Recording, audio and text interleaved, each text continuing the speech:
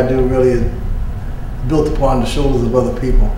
And Roderick and I go back a lifetime, since college, of course, and we've had opportunity for do everything from photography, which is my creative base, to video production, to just sharing of creative ideas.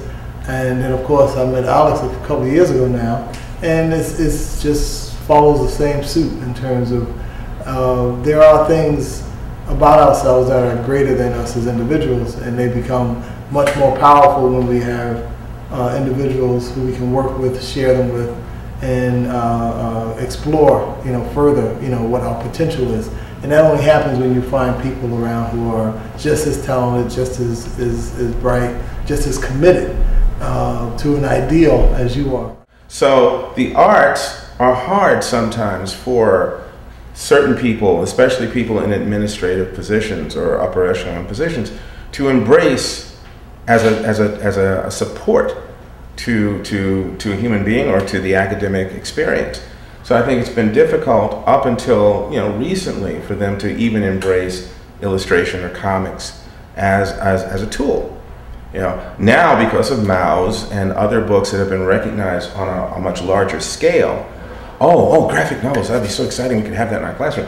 And many times librarians and teachers don't know what the heck a graphic novel is. They've never read a comic book, they don't understand it, they don't know how to use it to support what they do. Yeah. But then you'll have artists who do. You'll have teaching artists, and that's really what we are. You'll have them be able to come in and say, well, you can take science, and you can take Marvel Comics, and you can blend them together and engage a whole room of resistant students into the thoughts about technology and science and the principles and the rules and laws thereof, and I guarantee you will see their eyes bigger than you've ever known possible. The fundamental thing that I think is important is vision. And oftentimes within the organizations that we work in, whether they're corporate organizations or not-for-profit or institutions such as this, oftentimes that is the most that barrier is the most difficult thing to overcome, is finding people with vision.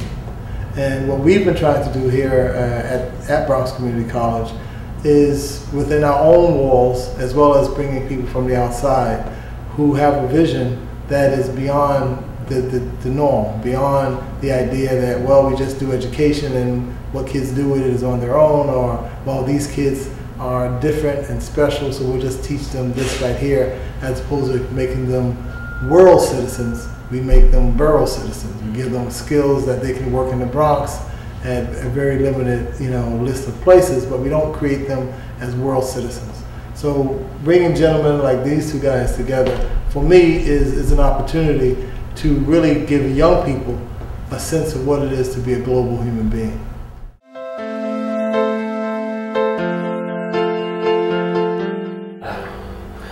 I was talking to a gentleman last night, and he said, and I'll talk about two things in relationships. He says his grandfather always told him, iron sharpens iron.